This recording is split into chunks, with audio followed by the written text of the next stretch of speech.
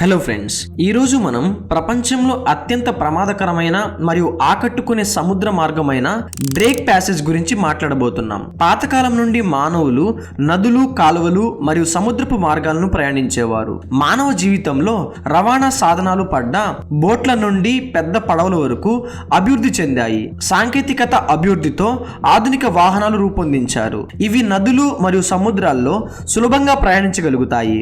మనుషులు కొత్త నీటి మార్గాల్ని అన్వేషించి అవసరమైనప్పుడు సమీప మార్గాల కోసం కాలువలు తవ్వారు. డ్రేక్ ప్యాసేజ్ చాలా ప్రమాదకరమైనది అని భావించబడింది మరియు వేల సంవత్సరాలుగా ఈ మార్గాన్ని ప్రయాణించడం గురించి చాలా తక్కువ మంది ఆసక్తి చూపించారు. పనామా కాలువ తవ్వడం వెనుక ముఖ్య కారణం ఈ మార్గం ద్వారా ప్రయాణించకుండా ఉండడానికి అని చెప్పబడింది. పనామా కాలువ ఒకే మార్గం. ఇది అమెరికా తూర్పు తీరాన్ని, దక్షిణ అమెరికాని, ఉత్తర అమెరికా తీరాన్ని మరియు మిగతా ప్రపంచాన్ని అనుసంధానిస్తుంది. నిజమే, పనామా కాలువ అమెరికాలో సముద్రపు రవాణాను చాలా సులభవంతం చేసింది. అయితే పనామా కాలువ నిర్మాణం వెనుక మరో ముఖ్యమైన కారణం ఉంది. అదే డ్రేక్ ప్యాసేజ్ ని నివారించడం. ఇది దక్షిణ అమెరికాలోని కేప్ హార్న్ మరియు అంటార్క్టికా మధ్య 620 మైళ్ల వెడల్పు గల సముద్రపు మార్గం. ఇది ప్రశాంత మహాసముద్రం, అట్లాంటిక్ మహాసముద్రం మరియు దక్షిణ మహాసముద్రం యొక్క కలయిక స్థలం. భౌగోళిక స్థలంగా ప్రసిద్ధి చెందిన ఈ డ్రేక్ ప్యాసేజ్ సముద్రపు రవాణాకు సహజంగా అనుకూలంగా భావించబడుతుంది. మరి ఈ మార్గం ఎందుకు తప్పించబడిందో ఇప్పుడు చూద్దాం. డ్రేక్ ప్యాసేజ్ ద్వారా ప్రయాణించడం అనేది మరణపు నోటికి ప్రయాణించడం అని భావించబడుతుంది. ఇది అప్పటి నుండి ఈ రోజు వరకు కొనసాగుతున్న ఆలోచన. 15వ శతాబ్దంలో సముద్రపు దొంగ ఫ్రాన్సిస్ డ్రేక్ అట్లాంటిక్ మహాసముద్రంలో హంగామా సృష్టించాడు. బ్రిటన్ మరియు స్పెయిన్ ప్రభుత్వాలు ప్రపంచంలో ఆధిపత్యం కోసం తీవ్రంగా పోటీ పడుతున్న రోజుల్లో ఫ్రాన్సిస్ డ్రేక్ బ్రిటిష్ ప్రభుత్వంపై మద్దతు పొందాడు. ఆ మద్దతుతో అతను ఆఫ్రికా దేశాలను దాడి చేసి దోచి ప్రజలను బందీగా తీసుకొని బ్రిటన్ తీసుకువెళ్ళాడు. ఆ సమయంలో ఒప్పందం ప్రాచుర్యం పొందింది. మీరు చరిత్రలో చదివారు కదా, ప్రతి సెకనుకు ప్రపంచ సముద్రాల్లో 2,70,000 బోట్లు ఉంటాయి. మీరు లైవ్ మారి టైం ట్రాక్లను చూసినప్పుడు ఇప్పుడు ప్రశాంత మహాసముద్రం, భారత మహాసముద్రం మరియు అట్లాంటిక్ మహాసముద్రంలో ప్రయాణిస్తున్న కార్గో షిప్స్ ఎంత ఉన్నాయి అంటే ఇది తేనె మీద తేనె పిల్లలాగా కనిపిస్తుంది. మీరు ఈ షిప్స్ సముద్రంలో ఏ భాగంలోనైనా కదులుతున్నాయని గమనిస్తారు. అది దక్షిణ ఆస్ట్రేలియా, దక్షిణ భారతదేశం, దక్షిణ ఆఫ్రికా లేదా బెర్ముడా ట్రయాంగిల్ అయినా. బెర్ముడా ట్రయాంగిల్ గురించి అనేక కథనాలు ప్రసిద్ధి చెందినప్పటికీ వాస్తవం అనేది చాలా భిన్నంగా ఉంటుంది. వేలాది కార్గో షిప్స్ ప్రతి సంవత్సరం ఇక్కడ ప్రయాణిస్తుంటాయి. ఇంకా ఇప్పటికీ లైవ్ ట్రాక్ లో ఎక్కడో ఈ రంగు మార్కలు లేకుండా ఉండే ప్రదేశం లేదు. కానీ దక్షిణ అమెరికా భాగాన్ని చూస్తే మీరు గమనిస్తారు, ఈ పెద్ద పడవలు ఇక్కడ ప్రయాణించడానికి ధైర్యం చెయ్యవు.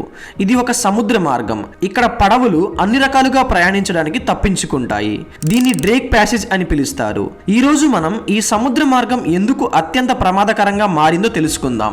ఫ్రాన్సిస్ డ్రేక్ యొక్క సత్తాను చూసి బ్రిటిష్ వారు అతనికి దక్షిణ అమెరికాలో స్పానిష్ రాజకుటుంబాన్ని బలగపరిచే పనిని అప్పగించారు. డిసెంబర్ 1577లో ఫ్రాన్సిస్ డ్రేక్ 200 మంది సిబ్బంది మరియు 5 పడవలతో బ్రిటన్ నుంచి ప్రయాణం ప్రారంభించాడు. ఏప్రిల్ మే 1578లో వారు దక్షిణ అమెరికాలోని అర్జెంటీనా తీరాన్ని చేరుకున్నారు. ఆ సమయంలో అతని గుంపులో వివాదాలు తలెత్తి 2 వర్గాలుగా విడిపోయారు. డ్రేక్ ఆ విభేదాలకు కారణమైన 40 మందిని అర్జెంటీనా భూమిపై ఉంచి అక్కడ 2 పడవలు వదిలి మిగిలిన 3 పడవలతో మాగెల్లాన్ అగరం ద్వారా ప్రయాణాన్ని కొనసాగించాడు. డ్రేక్ ప్యాసేజ్ ఇది శతాబ్దాలుగా వేలాది మంది ప్రాణాలను బలివేసింది. 2022 నవంబర్ 28న మరోసారి తన ఉనికిని చూపించింది. అప్పుడప్పుడు వీకింగ్ పోలారిస్ అనే క్రూజ్ పడవ అంటార్క్టికా యొక్క అద్భుత దృశ్యాలను ప్రయాణికులకు చూపించడానికి వెళ్ళింది. ఈ 660 అడుగుల పొడవైన క్రూజ్ షిప్ డ్రేక్ ప్యాసేజ్ లో సముద్రపు జలాలను ప్రవేశించినప్పుడు అది అకస్మాత్తుగా ఒక అద్భుతమైన అల కొట్టింది. ఈ ఆధునిక పడవలు చాలా సౌకర్యవంతంగా తయారు చేయబడినప్పటికీ ప్రయాణికుల భద్రతను దృష్టిలో ఉంచుకొని ఈ అల వికింగ్ పోలారిస్ కన్నా అధికంగా ఉంది. మరియు ఈ పడవ 1,000,000 టన్నుల బరువు ఉన్నప్పటికీ కూడా ఒక పేపర్ బోట్ లా ఉలికి పడింది. ఈ పడవ యొక్క కిటికీలు విరిగిపోవడంతో 4 ప్రయాణికులు తీవ్రంగా గాయపడ్డారు మరియు ఒకరు మరణించారు కూడా.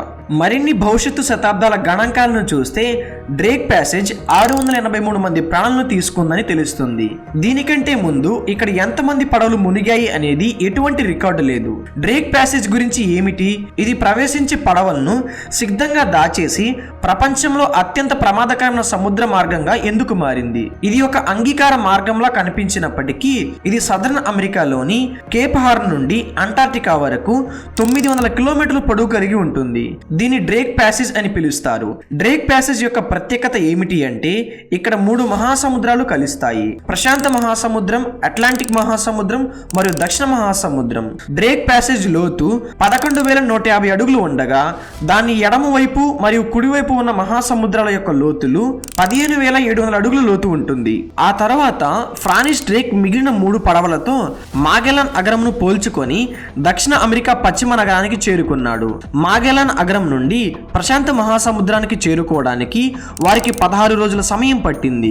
కానీ వారు ఓపెన్ సముద్రంలో ప్రవేశించిన వెంటనే వారు ఒక భయంకరమైన తుఫానులో చిక్కుకున్నారు. ఈ తుఫాన్ కారణంగా 3 పడవలు ఒకదానితో ఒకటి విడిపోయాయి. ఒక పడవ ఫ్రాన్సిస్ డ్రేక్ మరణించాడు అనుకొని మాగెల్లాన్ అగరం ద్వారా బ్రిటన్ కు తిరిగి వెళ్లిపోయింది. రెండవ పడవ డ్రేక్ ప్యాసేజ్ ని మాగెల్లాన్ అగరం అనుకుంటూ దానిలోకి ప్రవేశించింది. కానీ ఆ పడవ గురించి ఆ తర్వాత ఎటువంటి వార్తలు రాలేదు. తుఫాన్ తగ్గిన తర్వాత ఫ్రాన్సిస్ డ్రేక్ అనుకున్నాడు అతను మాగెల్లాన్ అగరం కిందనే ఉంటాడు. అతను కినారేను అనుసరించి మాగెల్లాన్ అగరంలో ప్రవేశించగలుగుతాడని అనుకున్నాడు. కానీ అతను వాస్తవంగా మాగెల్లాన్ అగరం పై భాగంలో ఉన్నాడు.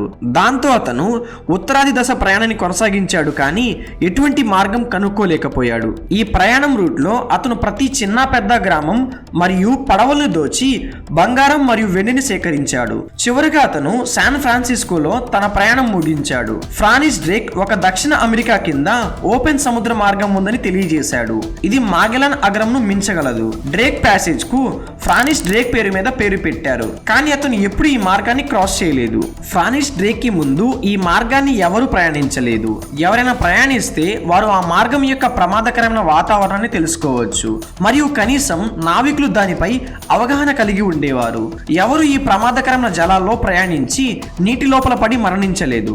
డ్రేక్ ఊహించాడు ఆ మధుర అలల వెనకాల మరో ప్రపంచం ఉండవచ్చు అని. అతను నిజంగా అలా అనుకున్నాడు. కానీ ఇది అంటార్క్టికా. ఆ సమయంలో ప్రపంచానికి తెలియని స్థలం. ప్రాచీన గ్రీకులు ఈ తెలియని దక్షిణ భూమిని టెర్రా ఆస్ట్రేలిస్ అని పిలిచేవారు. 17వ శతాబ్దంలో బ్రిటిష్ అన్వేషకుడు కెప్టెన్ జేమ్స్ కుక్ మరియు అతని సిబ్బంది టెర్రా ఆస్ట్రేలిస్ ని అన్వేషించడానికి బయలుదేరారు.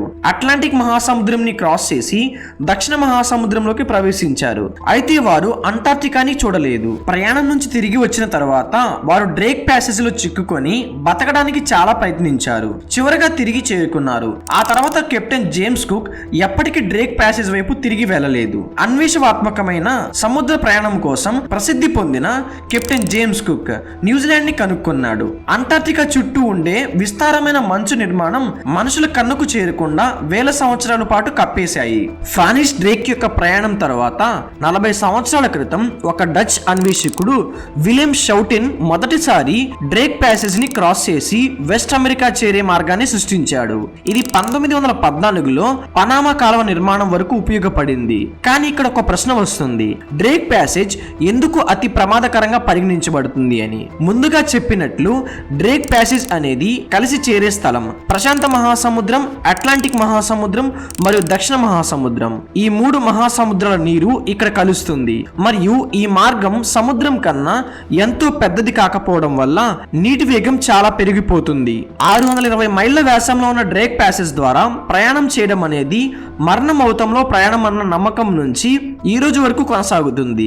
దక్షిణ మహాసముద్రం యొక్క చల్లని నీరు మరియు అట్లాంటిక్ మరియు ప్రశాంత సముద్రం యొక్క గోరు నీళ్లు ఇక్కడ కలుస్తాయి. ఈ స్థలంలో వ్యతిరేక నీటి ఉష్ణోగ్రతలు కలుస్తున్నప్పుడు నీటి ప్రవాహంలో ప్రతి సెకండుకు 200 మిలియన్ క్యూబిక్ యార్డ్ల వరకు చేరుకోవచ్చు. దీని కారణంగా సముద్రపు అలలు అనేవి 60 నుంచి 80 అడుగుల ఎత్తు వరకు ఎగురుతాయి. ఇలాంటి నీటిలో అతి బలమైన పడవలు కూడా నిలబడడం చాలా కష్టమైన పని మరియు అత్యంత ప్రమాదకరమైన విషయం కూడా. అదనంగా చల్లని మరియు గోరునీళ్ల మిశ్రమం వల్ల తీవ్రమైన తుఫాన్లు తరచుగా ఏర్పడతాయి. ఈ ప్రాంతంలో అంటార్క్టికా నుండి చల్లని నీరు పోయి ఉష్ణోగ్రత -5 డిగ్రీల సెల్సియస్ వరకు పడిపోతుంది. 3 సముద్రాలు కలిసే ఈ ప్రాంతంలో ఒక్కో సెకండ్లో 150 మిలియన్ ఘనమీటర్ల నీరు డ్రేక్ ప్యాసేజ్ లో ప్రవహిస్తుంది. అది ప్రపంచంలోని అమెజాన్ నది వంటి పెద్ద నదుల్లో ప్రవహించే నీటి పరిమాణం కంటే 600 రెట్లు ఎక్కువ. ఇప్పుడు మీరు డ్రేక్ ప్యాసేజ్ ద్వారా ఎంత నీరు ప్రవహిస్తుందో అర్థం చేసుకున్నారు. తదుపరి ప్రపంచంలోని అతి శక్తివంతమైన సముద్ర ప్రవాహం అంటార్క్టికా సర్కంపోలార్ కరెంట్ అంటార్క్టికాను చుట్టి ప్రవహిస్తుంది. ఈ చల్లని నీటి ప్రవాహం అనేది అంటార్క్టికాను చుట్టి తిరుగుతూ పసిఫిక్ మరియు అట్లాంటిక్ సముద్రాల వెచ్చని నీటిని అంటార్క్టికా వైపు చేరకుండా అడ్డుకుంటుంది. ఈ ప్రకృతి వ్యవస్థ అంటార్క్టికాను కరిగిపోకుండా కాపాడుతుంది. ఏసీసీ లేకపోతే పసిఫిక్ మరియు అట్లాంటిక్ సముద్రాల వెచ్చని నీటిలు అంటార్క్టికాని చాలా ముందే కరిగిపోయేలా చేశాయి.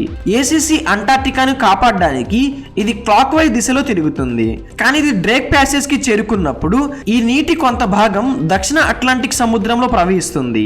దీనివల్ల ఆ సముద్రంలో ఆకస్మికంగా భారీ అల్లకల్లోలాలు ఏర్పడతాయి. ఈ ప్రాంతంలో అల్లకొల్లాలు ముందుగా అంచనా వేయడం చాలా కష్టం. ఎప్పుడు ఎలా జరుగుతాయో తెలుసుకోవడం ఇంకా చాలా కష్టం. ఈ ప్రాంతంలో ఉన్న భారీ అల్లకల్లోలాలు చల్లటి అంటార్క్టికా నీటి ప్రభావం మరియు పసిఫిక్ అట్లాంటిక్ సముద్రాల వెచ్చని నీటి కలిసి 60 నుండి 80 అడుగుల ఎత్తు వరకు, కొన్ని సందర్భాల్లో మరింత ఎత్తు వచ్చే వరకు భారీ అలలు సృష్టిస్తాయి. ఈ అలలు సముద్ర మార్గాన్ని ప్రయాణించే పెద్ద నౌకలను కూడా అపరిచితంగా ఎగరవేయగలవు. ఈ అడుగుల నుండి ప్రయాణించడం చాలా కష్టం, ఎందుకంటే ఈ ప్రాంతంలో ఏర్పడే అల్లకల్లోలాలు, తుఫాన్లు మరియు సముద్రపు ప్రవాహాల కారణంగా నావిక సాంకేతికత చాలా శక్తివంతమైనప్పటికీ ఈ ప్రాంతంలో ప్రయాణం చాలా ప్రమాదకరంగా మారుతుంది. సో అది ఫ్రెండ్స్, ఈ డ్రేక్ ప్యాసేజ్ గురించి మీ అభిప్రాయాన్ని కింద కామెంట్స్ లో చెప్పండి. అండ్ వీడియో నచ్చితే ఒక లైక్ చేయండి అండ్ మన ఛానల్ సబ్స్క్రైబ్ చేసుకోండి. Thank you so much.